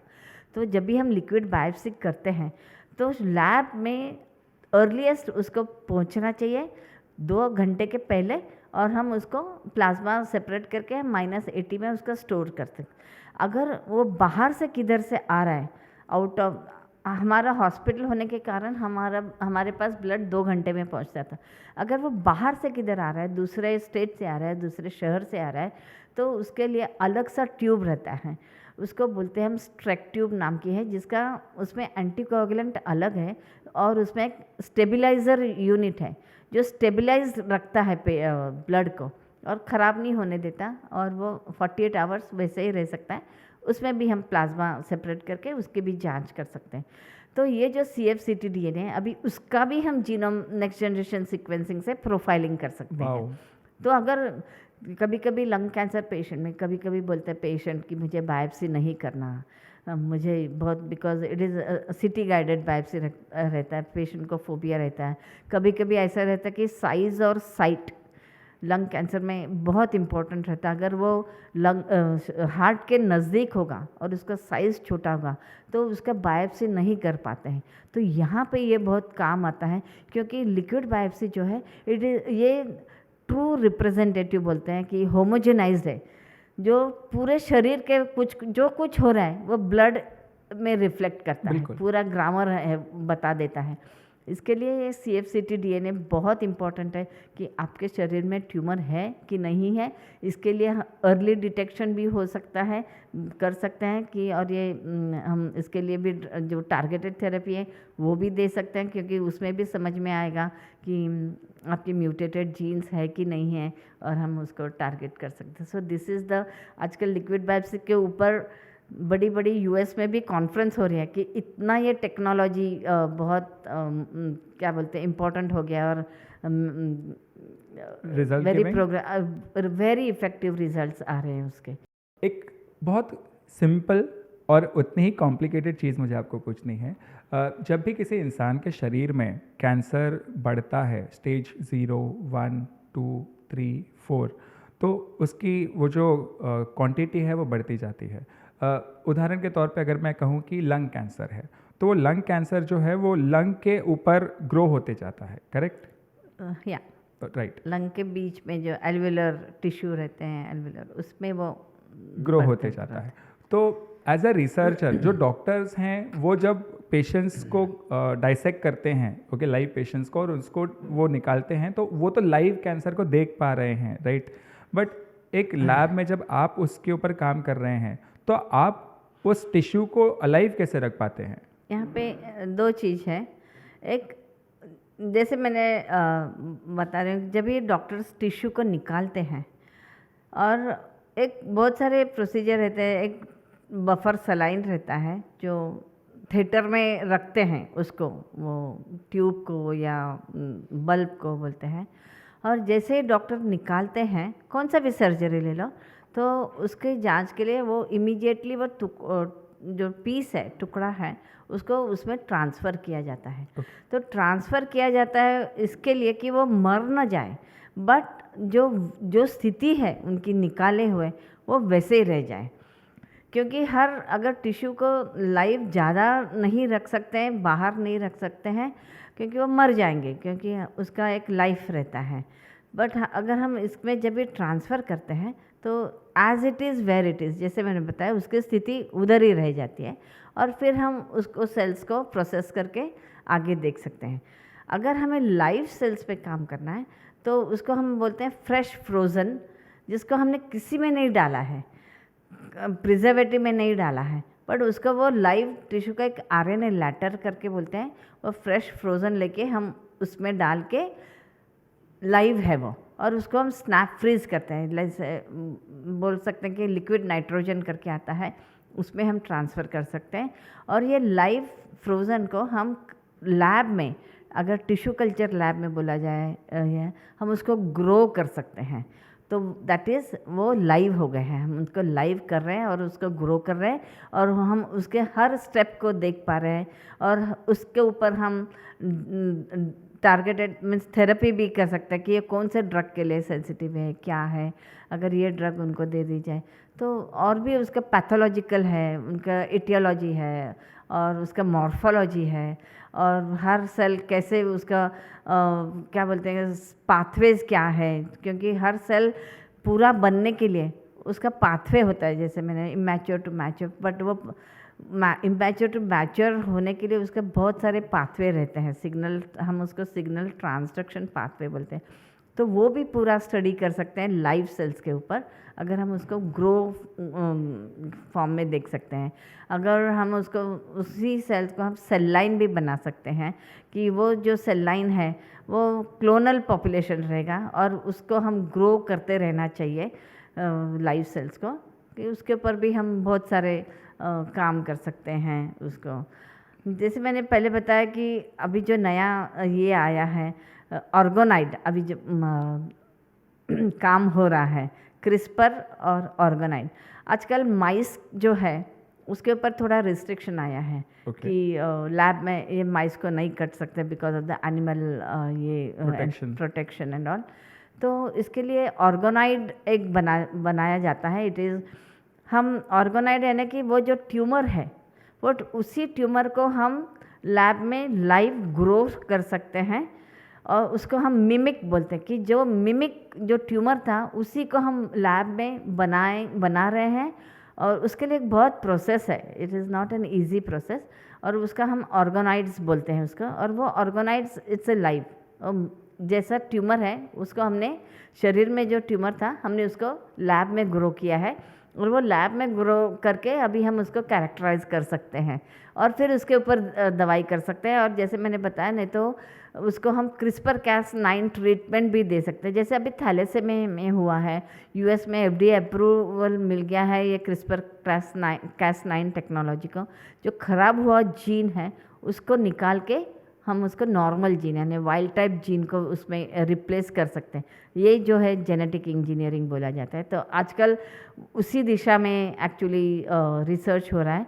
ऑर्गोनाइड्स बनाओ ह्यूमन का ही, उसको CRISPR-Cas9 आगे चल के टेक्नोलॉजी यूज़ करो, उस दैट इज़ जेनेटिक इंजीनियरिंग। जो ख़राब हुआ जीन है उसको निकाल के रिप्लेस करके उसका इन्फ्यूजन बनाओ, और वो इन्फ्यूजन को हम वो CAR-T सेल्स आगे चल के कर सकते हैं। वो CAR-T सेल एक अलग ट्रीटमेंट है, बट हम पेशेंट को दे के हम उसको, जैसे बोन मैरो ट्रांसप्लांट होता है, बोन मैरो ट्रांसप्लांट में भी 2 टाइप के हैं, एलोजिनस है, एक ऑटोलॉगस है। ऑटोलॉगस में जैसे स्टेम सेल बोलते हैं, ओरिजिन ऑफ द सेल्स जो मैरो में है, वो ख़राब हुआ स्टेम सेल जो है उसको निकाल के बाहर उसको ट्रीट करके पूरा कीमोथेरेपी और ये सब दे के नया सेल्स जो बनता है उसको फिर इंजेक्ट करते हैं, उसको बोलते हैं ऑटोलॉगस बोन मैरो ट्रांसप्लांट। दूसरा है एलोजेनिक बोन मैरो ट्रांसप्लांट, जिसमें हम पेशेंट अगर उसके सिबलिंग हो या कोई हो उसका बोन मैरो मैच करते हैं, और वो अगर उसका बोन मैरो मैच हो रहा है उसके लिए हमें HLA टाइपिंग करना पड़ता है, और वो अगर मैच हो रहा है 80% 90%, तो वो डोनर जो है सिबलिंग उसका मैरो निकाल के पेशेंट को वो ट्रांसप्लांट कर सकते हैं। पेशेंट को 0 सेल्स पे लाना है कीमोथेरेपी देके, और जैसे ये इन्फ्यूजन जो तैयार होता है डोनर का सेल्स या ये पेशेंट को इंजेक्ट किया जाता है। बट इसके लिए बहुत सारे प्रिकॉशन, क्योंकि पेशेंट का इम्यूनिटी पूरा डाउन हुआ है 0 सेल्स होने के कारण, तो वो एक बोन मैरो ट्रांसप्लांट सक्सेसफुल होता है, बट कई बार इन्फेक्शन की वजह से वो ज़्यादा करके उसको साइटोमेगालोवायरस करके इन्फेक्शन होता है, तो उस वो हमें बहुत तकलीफ़ देता है, फिर उसको एंटीबायोटिक ट्रीट करके ये, तो ये थोड़ी खतरे रहते हैं बोन मैरो ट्रांसप्लांट में। वैसे ये जैसे मैंने बताया CAR-T सेल जो अभी ट्रीटमेंट नहीं आ रही है, उसको भी हमें इम्यूनिटी डाउन होने के कारण उसके जो साइड इफ़ेक्ट्स होंगे और उसको अगर इन्फेक्शन पकड़ेगा तो वो उसकी प्रिकॉशंस हमें लेने पड़ती हैं। आपके ही पेपर्स में एक टर्मिनोलॉजी था जिसको आपने कई बार इस्तेमाल किया है, that is decision making factor. हाँ। तो ये एग्जैक्टली क्या और किस चीज़ का डिसीजन मेकिंग होता है? डिसीजन मेकिंग फैक्टर जैसे मैंने बताया कि कीमोथेरेपी से अभी हम लोग पूरा नया ट्रीटमेंट ले रहे हैं जो टारगेटेड थेरेपी है, उसको हम प्रिसीजन ऑन्कोलॉजी भी बोलते हैं। अब ये प्रिसीजन ऑन्कोलॉजी कैसे हो सकता है? उसके लिए हमें वो जीन्स, उसको हम मॉलिकुलर प्रोफाइलिंग बोलते हैं। तो वो मॉलिकुलर प्रोफाइलिंग से हमें पूरा ग्रामर पता चलता है, ये जीन में बिगाड़ है, ये जीन में बिगाड़ है। तो 2 टाइप्स के उसमें बिगड़े हुए जीन्स रहते हैं। एक जो ड्राइवर है जो आगे चल के यही जीन ने उसको खराबी की है, इसकी वजह से उसको कैंसर हो गया है। दूसरे जीन रहते हैं वो पैसेंजर रहते हैं, वो अभी प्रोग्नोस्टिक मार्कर के आगे चल के ये तकलीफ़ दे सकती है, उसको हम पैसेंजर बोलते हैं। या अभी तक वो थोड़ा लो प्रोफाइल में है, इसको थोड़ा रहने देते हैं, या अभी कुछ बिगाड़ नहीं रहा। बट जो ड्राइवर एक्शनेबल, हम अभी एक्शनेबल क्यों बोला जा रहा है, हमें ड्राइवर तो मिला है ट्रीट करने के, क्योंकि वो आगे चल के वही खतरे दे रहा है, तो उसको हम ट्रीट कर सकते हैं एट द DNA लेवल पे जाके। तो वो इसके लिए वो डिसीजन मेकिंग फैक्टर बोला जाता है कि ये जीन प्रेजेंट है, इसको हम टारगेटेड थेरेपी देते हैं, बट कभी डिसीजन ले सकते हैं जब हम इसको जीनोमिक प्रोफाइलिंग करेंगे। और वो इसके लिए हमें next generation sequencing technology use करनी पड़ रही है। आप प्रिसाइसली लंग कैंसर्स के पेशेंट्स के ऊपर काम कर रहे हैं, तो इस पर्टिकुलर एक ऑर्गन के ऊपर रुचि होने का कारण क्या है? वैसे देखा जाएगा तो मैंने लुकेमिया पे भी बहुत सारा काम किया। 2002 से 2011 तक मैंने लुकेमिया पे काम किया। देन मैं सॉलिड ट्यूमर, मैंने बोला कुछ अलग कर लूँ, तो सॉलिड ट्यूमर में जैसे लंग कैंसर मैंने बताया कि बहुत ही ड्रेडफुल डिजीज़, उसके ऊपर इलाज नहीं है, तो उसके ऊपर थोड़ा काम करते हैं कि कौन सा ऐसा, अगर हम तभी टारगेटेड थेरेपी प्रचलित हो रही थी, तो ऐसा कौन सा जीन है क्या कि जिसको अटैक करके हम उसको ठीक कर सकते हैं। तभी समझा कि एपिथेलियल ग्रोथ फैक्टर रिसेप्टर नाम का जीन है, EG उसको शॉर्ट फॉर्म बोला जाता है, EGFR करके। तो उसको अगर हम टारगेट करें तो पेशेंट का सर्वाइवल रेट बढ़ रहा है। तो उसी वजह से आगे चल के मैं उसी के ऊपर ज़्यादा काम करते गई, लंग कैंसर के ऊपर। और ऐसा नहीं है, जैसे मैंने बताया कि फार्माकोजीनोमिक्स ये मेरा फेवरेट टॉपिक है। तो 5-FU फ्लोराराबिन करके जो कीमोथेरेपी ड्रग दिया जाता है, तो उसमें कौन से जीन इन्वॉल्व था, DPD जीन इन्वॉल्व था। तो ये DPD जीन में बिगाड़ है कि नहीं है, उसकी वजह बिगाड़ होने के कारण पेशेंट सपोर्ट नहीं कर रहा है ड्रग के लिए, तो वो भी मैंने आइडेंटिफाई करके वो टाटा हॉस्पिटल में शुरू किया। तो मेरा ज़्यादा करके रिसर्च बोला जाए तो it is bench to bedside basic research. जैसे मेरे PhD के टाइम मैंने बहुत माइस और इसके ऊपर काम किया। मेरा एक्चुअली थीसिस का जो टॉपिक था दैट वाज ऑक्सीडेटिव स्ट्रेस, कि DNA ऑक्सीडेटिव स्ट्रेस के वजह से DNA म्यूटेशन होता है क्या, और वो DNA mutation is it A cause of cancer. बिल्कुल। तो वो मेरा थीसिस का टॉपिक था। जैसे हम आजकल आप एंटीऑक्सीडेंट जो बोलते हैं, या क्या है ये एंटीऑक्सीडेंट, तो फ्री रेडिकल्स जो हमारे शरीर में सेल्स बार बार उसको रिलीज़ कर रहा है, बट ये फ्री रेडिकल्स को एंटीऑक्सीडेंट देके जो हमें डाइटरी से भी मिलता है, तो वो फ्री रेडिकल को स्कैवेंज करता है, ओके, उसको खा जाता है और वो नॉर्मल हो जाता है। बट ऐसी एक स्थिति आती है कि वो फ्री रेडिकल को हम रिपेयर नहीं कर पा रहे, वो ही बढ़ा है, और उसकी वजह से ऑक्सीडेटिव स्ट्रेस बढ़ा है, और वो ऑक्सीडेटिव स्ट्रेस के वजह से DNA के ऊपर असर हो रहा है, it is becoming non repairable. तो वो एक अनदर फैक्टर है। इनहेरिटेड जीन्स और स्पोराडिक जीन्स मैंने बताया, तो स्पोराडिक जीन्स ऑक्सीडेटिव स्ट्रेस के वजह से भी DNA के ऊपर असर कर सकता है, और उसके वजह से भी कैंसर हो सकता है। Okay. तो हाँ, तो ये जो मैंने बताया, तो मैंने मेरे थीसिस के टाइम एक ट्राइजोमी 12 करके एबरेशन है, तो वो मैंने फाइंड आउट किया। एक उसी समय एक अलग टेक्नोलॉजी थी, उसको बोलते हैं फ्लोरोसेंस इन सिटू हाइब्रिडाइजेशन। ओके, वो टेक्नोलॉजी से मैंने आइडेंटिफाई किया कि हमारे नॉर्मली पैर्ड क्रोमोसोम रहते हैं, बट ये कैंसर में पर्टिकुलरली क्रोमोसोम 12 पे एक ट्राइजोमी करके तैयार हो जाता है, 3 हो जाते हैं, 2 के बदले और एक क्रोमोसोम तैयार हो जाता है, उसको हम न्यूमेरिकल एबरेशन बोलते हैं। और वो न्यूमेरिकल एबरेशन मैंने ये फिश टेक्नोलॉजी से फाइंड आउट किया। वो मेरा पहला पेपर था कि ये टेक्नोलॉजी कैंसर के ऊपर मैंने पहले शुरू की इंडिया में। वो 93 में मेरा एक पहला पेपर, उसके बाद 98 में इंटरनेशनल पेपर आया लुकीमिया रिसर्च में कि ये पेपर हम पब्लिश कर सकें उसमें। दिस वाज अनदर ये। फिर जैसे EGFR मैंने बताया, आगे चल के वो +1 में we were the first one, पहले हम थे कि जो आइडेंटिफाई कर सके ओवरऑल फ्रीक्वेंसी रेट क्या है EGFR की। वो एक मेरा इंटरेस्टिंग पेपर रहा है।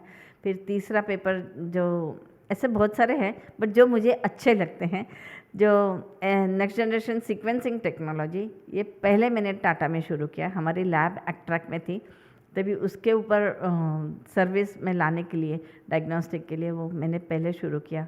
तो वो एक नई टेक्नोलॉजी थी शुरू करने के, तो वहाँ से भी मैंने बहुत सारे कुछ सीखा और मैं सक्सेसफुल रही कि सर्विस में लाने के लिए, फ्रॉम रिसर्च टू सर्विस।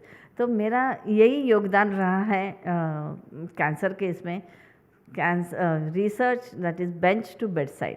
तो जो एप्लीकेबल होगा रिसर्च, उसी में मेरा ज़्यादा करके योगदान रहा है। तो मैं बोलूँगी मेरे लाइफ में थीसिस की बात अलग है, PhD की बात अलग है, वो तो पूरा रिसर्च ही रहता है, लेकिन इसमें मैंने 70% बेंच टू बेड साइड किया, 30% ऐसा होगा जो मैंने बेसिक रिसर्च में काम किया है। बट मुझे बहुत सेटिस्फैक्शन लगता है कि ये बेंच टू बेड साइड की वजह से पेशेंट के लिए मैं बहुत कुछ दे सकी। बिल्कुल, and that's very amazing work जो आपने किया है।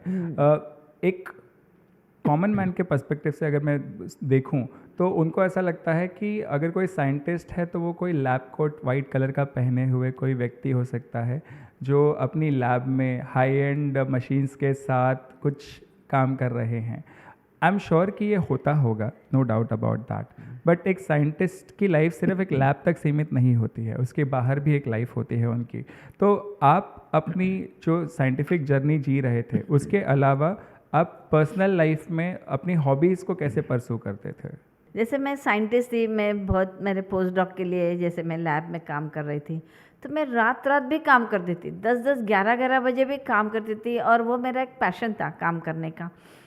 तो वो एक बात अलग थी। अभी उसके बियॉन्ड भी है, जैसे मुझे बचपन में बहुत पढ़ने की आदत थी, स्टोरी बुक्स बोलो, कौन सा भी बुक बोलो, न्यूज़पेपर से लेके मुझे याद है मेरे पिताजी और मेरे में ऐसे बहुत न्यूज़पेपर, पहले आप पढ़ेंगे कि मैं पढ़ेंगे ऐसे होता था, तो मेरे पेपर पूरा पढ़ लेती थी। स्टोरी बुक्स यस, मराठी बोलो, हिंदी बोलो, इंग्लिश बोलो, सब नॉवेल्स में पढ़ लेती थी। फिर जैसे मेन इसमें आ गई, जैसे बताया मेरा करियर ज़्यादा करके शादी के बाद ही हुआ है, तो घर की रिस्पॉन्सिबिलिटीज़, बच्चे, उनकी पढ़ाई, उनका करियर, और मैं डॉटर जो थी बहुत इंटेलिजेंट है, तो शुरू स्कूल में क्या होता था, उसको एक्सटेम्पोर जो क्या बोलते हैं उसको, एक्सटेम्पोर जो भाषण देना पड़ता है, तो उसमें वो ज़्यादा बहुत फेमस थी स्कूल में हमेशा, और वो T-word करके बोला जाता है स्कूल कंपटीशन में, हमेशा पहले आती थी। तो वो सब तैयारी करके लेना, वो सब अलग चीज़ थी, उसमें मैं एंजॉय करती थी। फिर मेरा क्रिएशन भी, रिक्रिएशन भी था, लाइक बच्चों को अलग अलग फैंसी ड्रेस कंपटीशन में मैंने उतारा है। तो एक जो था वो उस समय एक ओनिडा टीवी करके था, उसमें एक ड्रैगन करके आता है बाहर से, और owners pride and owner neighbours, हाँ एनवे। तो वो जो उसका अटायर था वो पूरा मैंने घर पे बनाया था। वो उसका जो पूंछ थी उसके लिए मैंने गैस पाइप, प्रोटेक्शन पाइप रहता है वो यूज़ किया था। फिर उसके कान थे, बड़े बड़े नाखून थे, उसका ड्रेस था, पूरा वो कान और उसके ये तो हॉर्न्स थे जो पूरा मैंने न्यूज़पेपर को गम में बना के उसके मोल्ड बनाए थे। तो बहुत ही अच्छा ये हुआ था। फिर ड्राई आइस का इफेक्ट देके उसको स्टेज पे लाया था। तो एक्चुअली इट वाज लाइक सब जन बोल रहे थे तो स्टेट लेवल पे जाना चाहिए था कंपटीशन में। इतना मेरे बेटी ने भी बहुत अच्छा किया। तो ये जो रिक्रिएशन था, तभी बच्चे बड़े तभी छोटे थे, उनकी पढ़ाई लेना ये करना। बट अभी मैं देख रही हूँ कि अभी मैं सेटल्ड हूँ, मेरे बच्चे सेटल्ड हैं, तो नाउ मैं ज़्यादा करके मेरी जो हॉबी थी पढ़ने की उस पर मैं ज़्यादा करके इंटरेस्ट ले रही हूँ। वेरियस टाइप्स ऑफ योगा बोलो,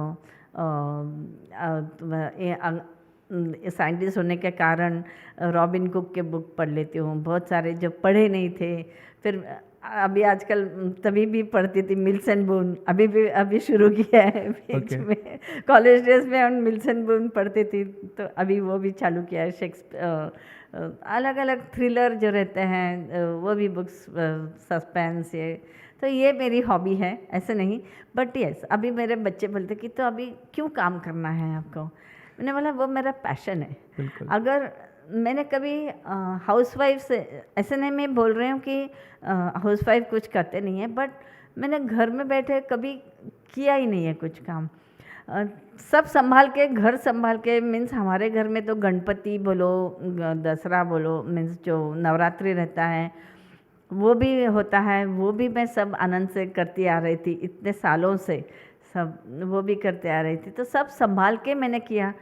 लेकिन फिर मैं दोहराना चाहूँगी कि मेरे mother in law towards the closing part, okay, जितने भी एस्पायरिंग साइंटिस्ट हैं जो ऐसा देखते हैं कि मुझे भी साइंटिस्ट बनना है, उनके लिए आप बायोमेडिकल इस फील्ड में क्या सुझाव देना चाहेंगे?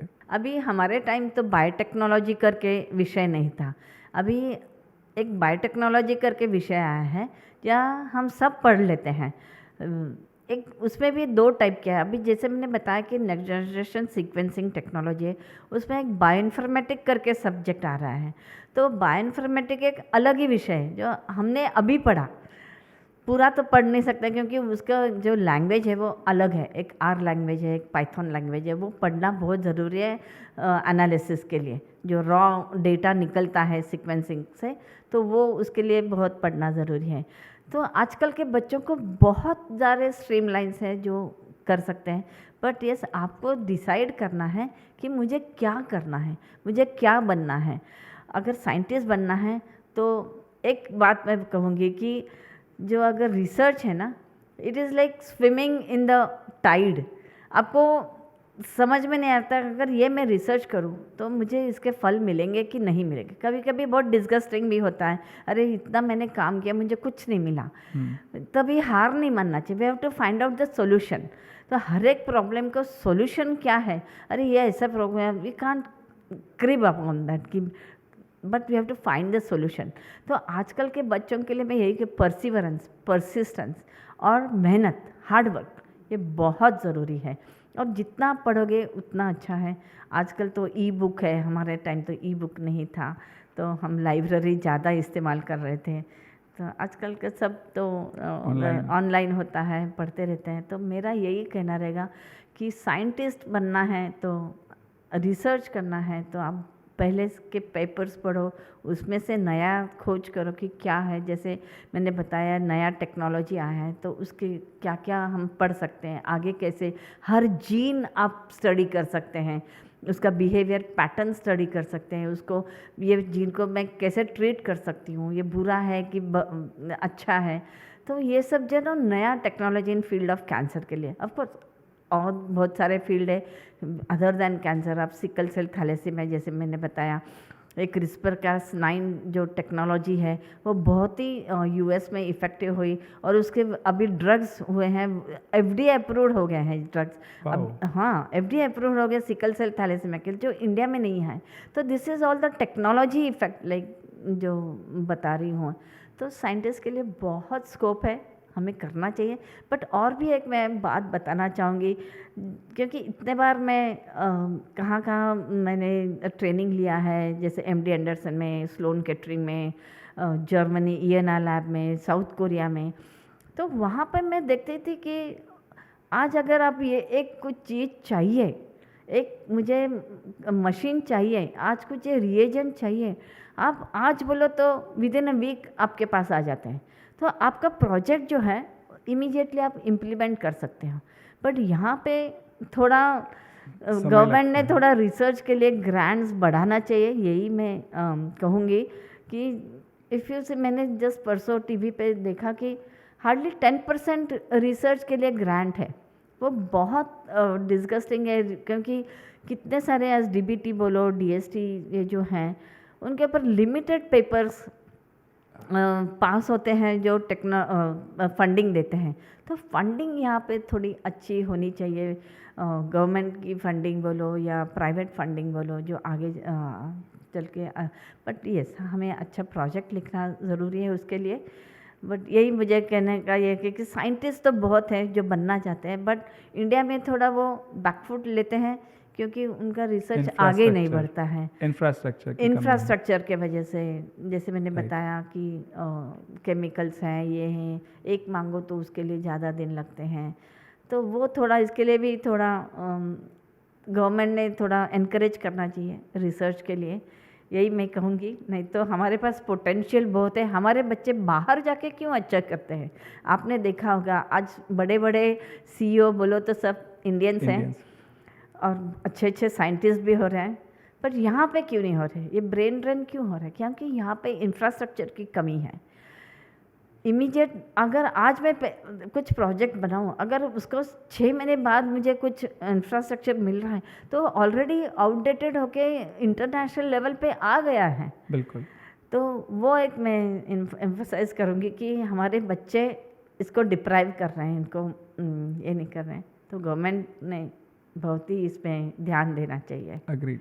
सो जैसा आपने मुझे पॉडकास्ट के शुरुआत से बताया था कि this is your first podcast, तो एक हमको आप ओवरव्यू दीजिए कि आपके लिए एक्सपीरियंस कैसा था, और क्या कुछ टेक बैक्स है हमारी टीम के लिए टू इम्प्रोवाइज। मैंने बहुत सारे पॉडकास्ट जो है देखे हैं, वो फेमस कौन है उसका यूट्यूबर्स, जी हाँ हाँ, उसके मैंने देखे थे, बट अलग अलग देखे थे। फिल्म पे, इस पे फिल्म मेकर या आर्टिस्ट हैं, फिल्म एक्टर्स हैं, या कोई हिस्टोरिकल हैं, उसके ऊपर देखे थे। बट मैंने ऑब्जर्व किया था, इट्स अ लाइक लाइव है, हमें जो अच्छी बातें हो रही हैं, हम जस्ट कन्वर्स कर रहे हैं, वैसे बात करना है। तो वो मैंने सीखा आज कि कैसे हम बात कर सकते हैं वेरी इजीली। मैं आने के पहले, क्योंकि मेरा पहला पॉडकास्ट था, आने के पहले मैं बहुत टेंशन में थी, नर्वस थी थोड़ी कि कैसे हो जाए, क्योंकि एक प्लेटफॉर्म पे जाके साइंटिफिक पेपर प्रेजेंट करना, आज तक मैंने बहुत इंटरनेशनल लेवल पे, और एक मेरी जब भी मैं लंग कैंसर पे काम कर रहे थे, तो मेरा एक EGFR एक्सॉन 20 करके एक एक्सॉनिक रीजन है, जो उसके ऊपर तभी काम चल रहा था। वो मेरा abstract world lung cancer Congress conference रहता है इंटरनेशनल, वो मेरा डेनवर में मुझे ओरल प्लेटफॉर्म मिला था। तो that was my first achievement कि आज मैं इंटरनेशनल लेवल पे जाके ओरल प्रेजेंटेशन मैंने दिया था। फिर बाद में उसके बाद बहुत हुआ, बट ये जो मेरा पहला अचीवमेंट था कि ऐसे पब्लिकेशन देना अलग है, पेपर प्रेजेंट करना अलग है, और ये भी अलग एक्सपीरियंस है, पॉडकास्ट पे जाके बात करना बहुत ही अलग है। बट आपकी टीम बहुत ही अच्छी है, मुझे बहुत अच्छा लगा। जिस तरह से आपने मुझे कंफर्ट जोन में लाया कि आप इजीली बात करो, जो है आपके मन में है वो बोलते जाओ। तो थैंक यू सो मच कि you are I can say आगे आपको फ्यूचर है, ये पॉडकास्ट के आगे और भी बढ़ाते जाना। बहुत सारे एक मैं कहूँगी कि जैसे अपने साइंटिस्ट को आप गैदर कर रहे हैं, वेग अलग अलग साइंटिस्ट को, तो वो उनके ऊपर बहुत ही और भी अच्छे साइंटिस्ट है जिसने कैंसर में काम किया होगा, ये किया हो। तो और भी अलग, जैसे मैंने बोला सिकल सेल थैलेसीमिया, और भी है कार्डिया, उसमें भी बहुत सारे रिसर्च हो रहे हैं। IVF पे हो रहे हैं, लाइक इन विट्रो फर्टिलिटी, उसके ऊपर भी काम हो रहे हैं। ऐसे साइंटिस्ट के और पॉडकास्ट ज़रूर। सो हमारी कोशिश यही रहेगी कि हम जितने कोशिश और साइंटिस्ट को ला के जो कॉम्प्लेक्स टॉपिक्स हैं उनको हमारी जनता के लिए हिंदी सरल भाषा में आसान तरीके से एक्सप्लेन कर पाएँ, यही हमारी कोशिश रहेगी। वो भी एक मुझे यहाँ आके समझा रहे, मुझे हिंदी में बात करना है तो और भी मुझे थोड़ा डर लग रहा था, लेकिन बट आई गेस आप अभी कंफर्टेबल हो चुके हैं। अब मैं कंफर्टेबल हूँ, लेकिन ऐसे कुछ शब्द रहे होंगे जहाँ मैं मालूम है लेकिन टिप ऑफ द टंग नहीं आ रहे, जो हिंदी में मालूम है लेकिन आई कुड नॉट यूज़, नहीं उसके लिए no problem, that I am sure कि आज की ऑडियंस वो काफ़ी आसानी से समझ सकती है। आई होप मैंने कुछ सरल भाषा में बिल्कुल समझाने का प्रयास किया है। डेफिनेटली। सो आप हमारे पॉडकास्ट पे समय निकाल के आए, उसके लिए बहुत बहुत धन्यवाद। और अगर आपको समय मिले तो हम और जो हमारे ऑडियंस के क्वेश्चंस आएंगे उसको उनको लेके आपके साथ फिर एक बार बात करना चाहेंगे। ज़रूर ज़रूर, क्योंकि मैं एक प्रोफेसर हूँ तो मुझे भाषण या बच्चों को पढ़ाना, मैं MD स्टूडेंट्स को भी पढ़ाती हूँ जो टाटा में आते हैं, DM स्टूडेंट्स को, उनको क्योंकि उनका क्या बोलते हैं करिकुलम में ही नहीं है।